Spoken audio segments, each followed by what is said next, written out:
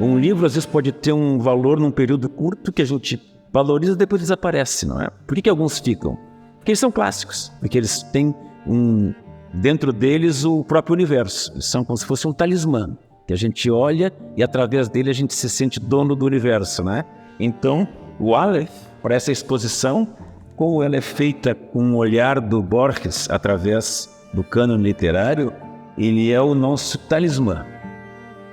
Aqui na primeira parte dessa exposição, nós temos uma obra emblemática de Borges, a primeira edição de El Aleph, que é um livro que compila vários contos, entre eles este, de nome El Aleph, que trata de uma pedra que nos faz ver o cosmo. O Borges adorava essas figuras, esses talismãs que nos levam do pequeno ao quase inimaginável.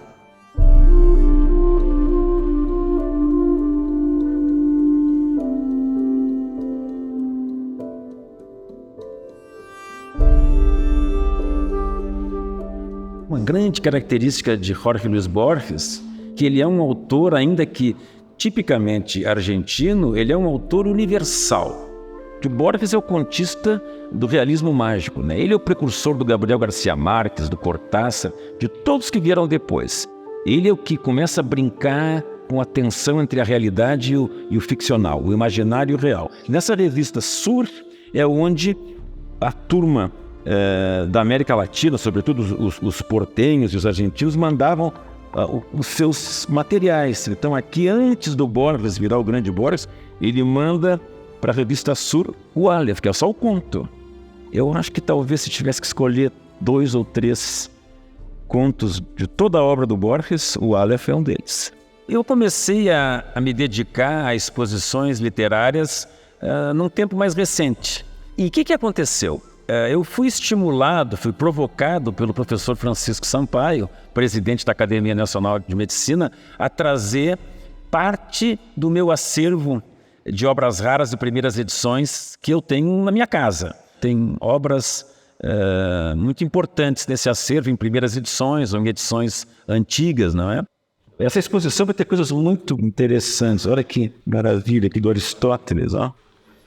1633. Isso aqui é maravilhoso. Isso aqui são 2 edições francesas, primeiras edições da tradução das Mil e Uma Noites. Aqui é uma edição do Novo Testamento, de 1840.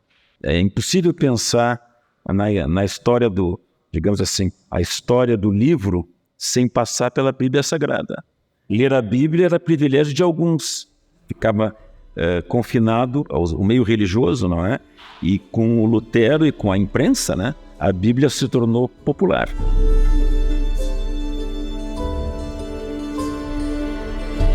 Essa coisa que parece completamente absurda, ela tem muita lógica. São os 2 andares da exposição. Quando surgiu a ideia de fazer essa mostra com esse olhar borgiano, considerando essa área tão privilegiada aqui da Academia Nacional de Medicina, no Rio de Janeiro, prédio belíssimo, não é? Tem espaços muito, muito bonitos.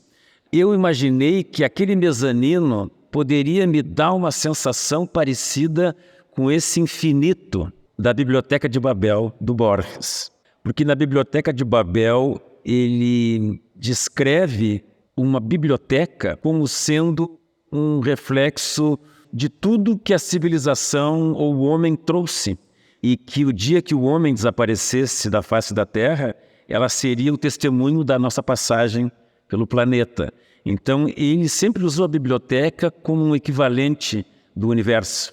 E aí eu imaginei numa biblioteca, numa Babel, não infinita, que fosse quase infinita.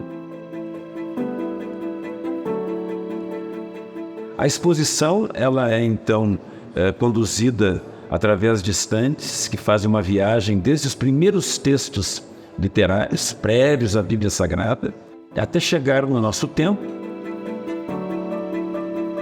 Depois temos uma parte que é uma homenagem a autores em língua portuguesa, autores portugueses e brasileiros. Ao fim, nós temos uma uma oportunidade dada ao visitante de acompanhar as correções feitas antes de uma primeira edição realmente ser apresentada ao público. Aquelas correções de última hora, substituições, páginas inteiras removidas.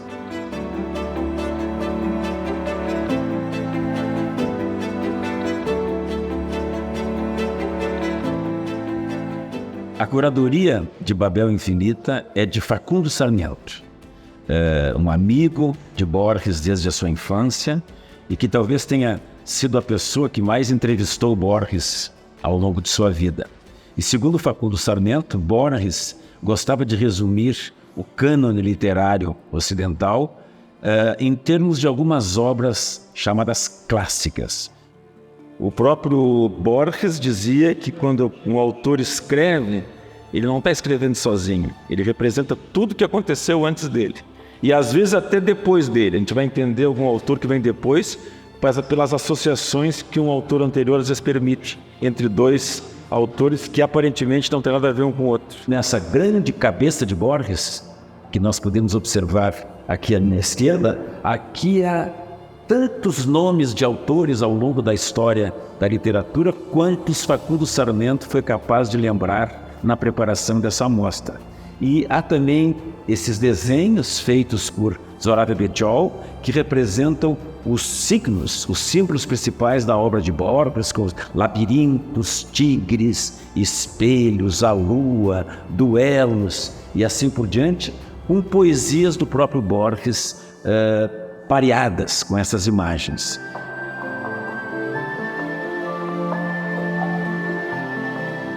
Eu acho que um aspecto importante do Borges é que ele tem um olhar sobre a literatura muito próprio.